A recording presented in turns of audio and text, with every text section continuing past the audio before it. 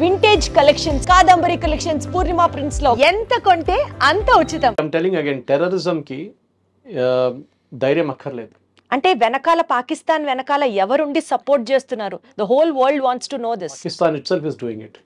వాళ్ళకి ముందు US support ఉండే 71 వార్లో మీకు గుర్తుంటుంది, ఇందిరాగాంధీ టైంలో when we are fighting the Bangladesh and east Pakistan that time US వాళ్ళకి సపోర్ట్ చేశారు. 7th ఫ్లీట్ పంపించారు, including an aircraft carrier to the bay of Bengal. కానీ దానికన్నా ముందు Russians దూరిపోయారు, submarines తీసుకొచ్చేసారు. So that war ended there, Bangladesh became independent. మీరు అడిగిన ప్రశ్నకి పాకిస్తాన్ వెంట ఎవరైనా ఉన్నారంటే లేదు. వాళ్ళ entire philosophy of the 2 nation theory, మొన్న వాళ్ళ ఆర్మీ చీఫ్ ఒక టాక్ ఇచ్చారు, మీరు చూసుంటారు వీడియో. 100% సార్, అది జరిగిన 2 నెలలకే ఇంత పెద్ద దాడి జరిగింది. ఎందుకు ద 2 నేషన్ థియరీ అనేది అంబేద్కర్ గారు చాలా క్లియర్గా చెప్పారు తప్పెక్కడ జరిగింది అనేది. Why we are facing all this now. In his book, if you go back and read Ambedkar's book, he has said 2 nation theory ఎందుకు పెట్టాం.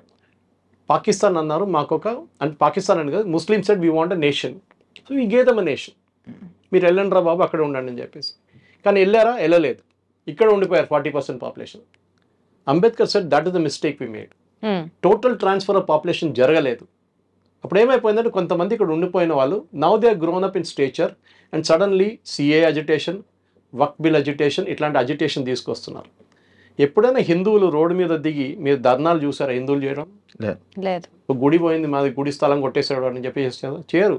డ్రాయింగ్ రూమ్లో కూర్చొని డిబేట్ చేస్తున్నాం, వాడి గురించి వీరి గురించి, మోదీ గారిని తిడతారు, వాడిని తిడతారు, వీడిని తిడతారు. కానీ రోడ్ మీద వెళ్ళి ఒక ధర్నా చేయను రా నాయన అంటే నేను చేయను. వెరాజ్ the Islamic community they will get on to the road. మీరు చూసుంటారు మన ముర్షిదాబాద్లో జరిగిన వైలెన్స్, ఢిల్లీలో జరిగిన జమాయిల్ ఇస్లామీ అక్కడ జరిగిన వైలెన్స్, షహీన్ బాగ్లో జరిగిన అలర్ట్లు అని చూసాం మనం. సో వాళ్ళ ఫిలాసఫీ ఏంటంటే డామినెన్స్.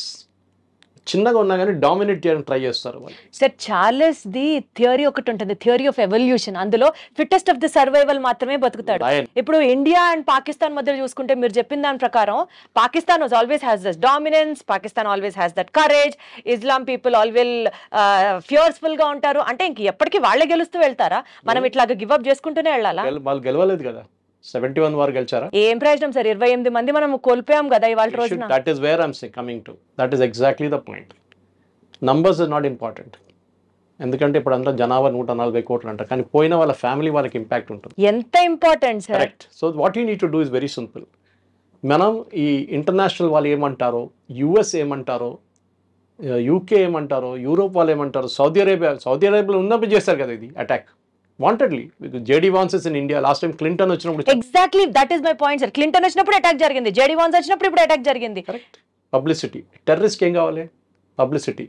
26/11 జరిగినప్పుడు మనం లైవ్ టెలికాస్ట్ ఇచ్చాం వాళ్ళకి, బర్కాదత్ అని కంపెనీ.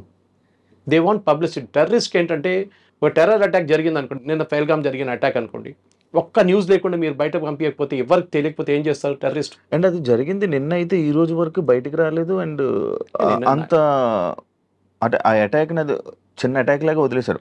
రాను అది చాలా గంటల తర్వాత అది బయటికి రావడం. Unfortunately chief minister of Kashmir issue respond అవ్వలేదు. Chief minister sitting in Delhi. Exactly. అదే ఒక్క నక్సలైట్ ఒక్క టెర్రరిస్ట్ ని కూడా ఇప్పటిదాకా అరెస్ట్ చేసిన బాపతి కూడా లేదు కదా సార్. అండ్ అదే కాకుండా ఇవాళ పుల్వామాలో జరిగిన అటాక్ మీకు గుర్తుంటుంది. అవును, that was one of the most dastardly attack. కానీ అది సెక్యూరిటీ ఫోర్సెస్ మీద జరిగింది. దానికి ముందు ఉరీలో జరిగింది, మీకు గుర్తుంటుంది. Correct sir. ఈ 2 అటాక్ కి మనం జవాబు ఇచ్చాం, సాలిడ్ జవాబు ఇచ్చాం. That came out in the movies, not in the real life. ఇప్పుడు నార్మల్ పీపుల్ చనిపోయారు కదా, సివిలియన్స్ చనిపోయారు కదా, దీనికి నార్మల్గా వెళ్ళి వదిలేస్తారు, మళ్ళీ దీనికి అటాక్ ఇచ్చే ఆలోచన. మనం ఎప్పుడంటే ఆల్ఫ్రెడ్ హిచ్కాక్ ఎప్పుడు చెప్తుండే, ఒక థియేటర్లో నేను బాంబు పెడతానంటే సస్పెన్స్ కాదు, ఒక థియేటర్లో బాంబు ఉంది ఎప్పుడు వెళ్తుందని చెప్పి సస్పెన్స్.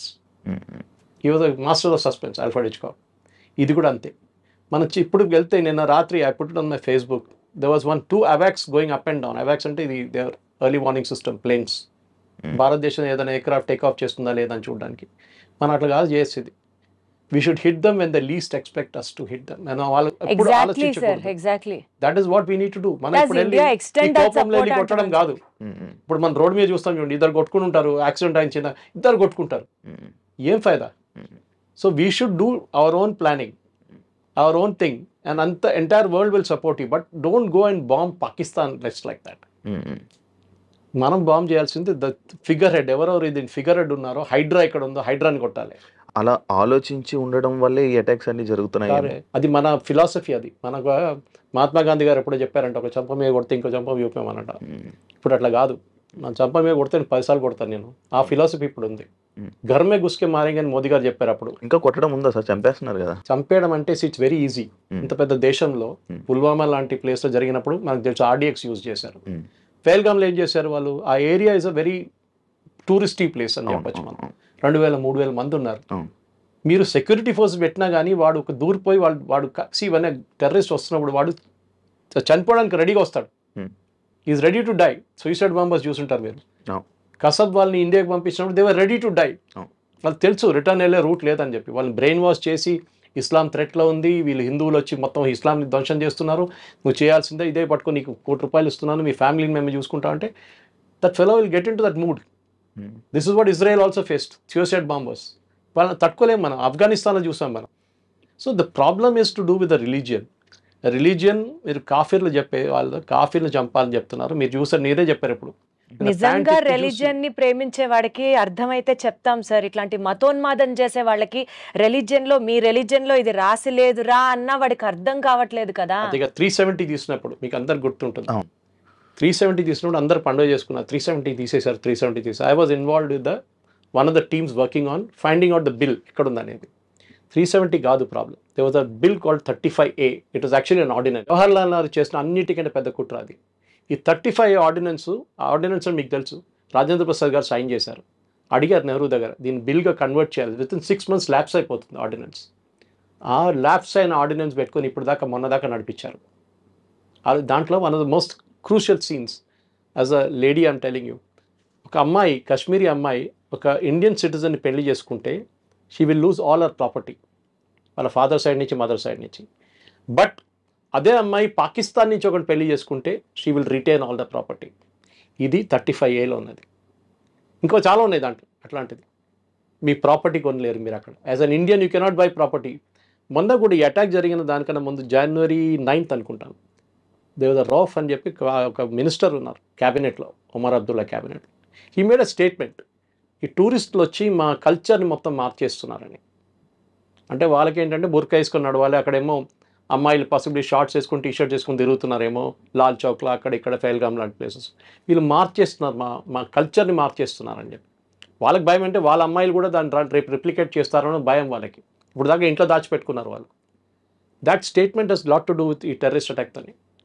సెకండ్ థింగ్ మీరు మర్చిపోకూడదు, ఇదే లాజిక్ని మనం ఎక్స్టెండ్ చేస్తే మీరు అక్కడ రాషిద్ అలీ ఇంజనీర్ అని ఒక ఎంపీ ఉన్నారు, మీకు గుర్తుంటుంది, బారాముల్లా నుంచి. Is an accused in the terror case and జైల్లో ఉన్నారు. ఇప్పుడే బెయిల్ ఇచ్చారు మొన్న సుప్రీంకోర్టు. ఈ మనిషిని ఎలెక్ట్ చేశారండి, బారాముల్లా సిటిజన్స్ ఎలెక్ట్ చేశారు. అంటే అక్కడ ఉన్న లోకల్స్ కూడా సపోర్ట్ చేస్తున్నారు టెర్రరిజం. అమృత్పాల్ సింగ్ని పంజాబ్లో చేసినట్లని. They knew he's a terrorist, కానీ ఎలెక్ట్ చేశారు అది. సో మీరు టెర్రరిస్ట్ని సపరేట్గా పెట్టలేరు, పాపులేషన్ కూడా ఉంది. ఇప్పుడు లోకల్ సపోర్ట్ లేకుండా ఈ అటాక్ జరగదు.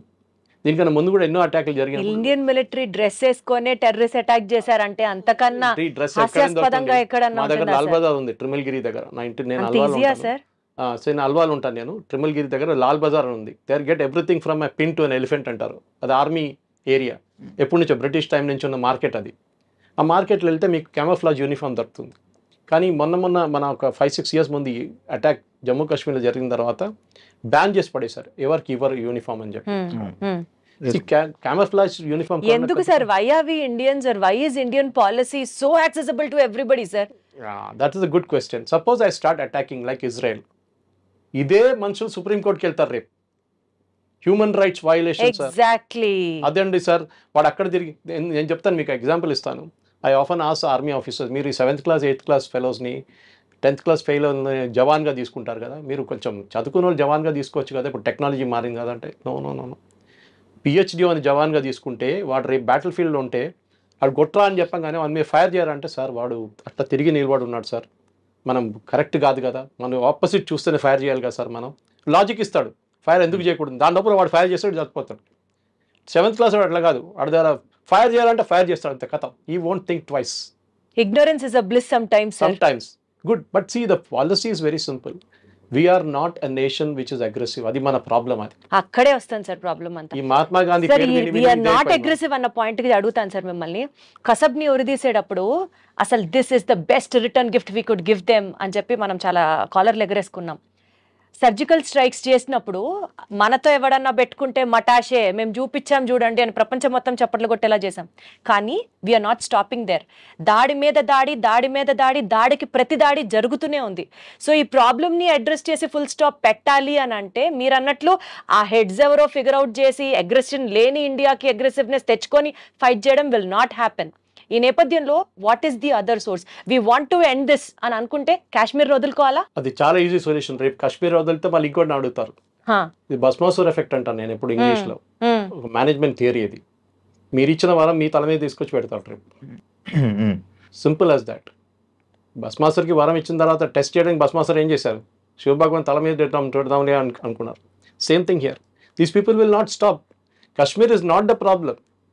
Kashmir is only an excuse. హిందువులు కాశ్మీర్కి వెళ్ళడం వాళ్ళ ప్రాబ్లం. హిందువులు వెళ్ళడం కాదు ప్రాబ్లం. కాశ్మీర్ హిందువులది కాకూడదని వాళ్ళ ప్రాబ్లం. వెళ్ళడం కాదు. So remember it was a major Hindu site Kashmir అనేది చాలా సంవత్సరాల నుంచి. ఆఫ్ఘనిస్తాన్లో ఉన్న ఎయిర్పోర్ట్ పేరు కండహార్, గంధహార్. అది ఒక టైంలో అది వీవర్ ఎ హిందూ కింగ్డమ్. కానీ ఎక్కడి నుంచి ఉన్న మన కంబోడియా దాకా మీరు యాంకార్ వాట్ దాకా వెళ్ళొచ్చు మీరు. కానీ ఆ సివిలైజేషన్ పోయినప్పుడు ఏమైపోయిందంటే ఇస్లామిక్ వాళ్ళు ఎక్కడని చూడండి. I gave an example I think earlier. Syria was not a Muslim country, ఇప్పుడు 100% ఇస్లామిక్. ఈజిప్ట్ కాదు, Iraq no. Lebanon Christian country, ఇప్పుడు ఎక్కడుందండి లెబనన్లో? ఒక 30% 20% ఉన్నారు క్రిస్టియన్స్ అంతే. ఎక్కడ వీళ్ళు వెళ్ళినా కానీ కంప్లీట్లీ ఇస్లామైజ్ చేసేస్తారు. We are the only civilisation and you should be proud of it. మన భారతదేశంలో ఉన్న మన భారతదేశం అనేది ఇది ద ఓన్లీ సివిలైజేషన్. మన 5,000 కన్నా ఎక్కువ సంవత్సరాలు మనకు కంటిన్యూస్ సీక్వెన్స్ లైనేజ్ ఉంది మనకి. Kashi is the oldest inhabited city in the world. Constantinople ఉండే, చాలా మటుకు మిగతా ప్లేసెస్ ఉండే. కానీ వాళ్ళందరూ దే హ్యాడ్ బ్రోకెన్ సివిలైజేషన్ అడిమిట్లో.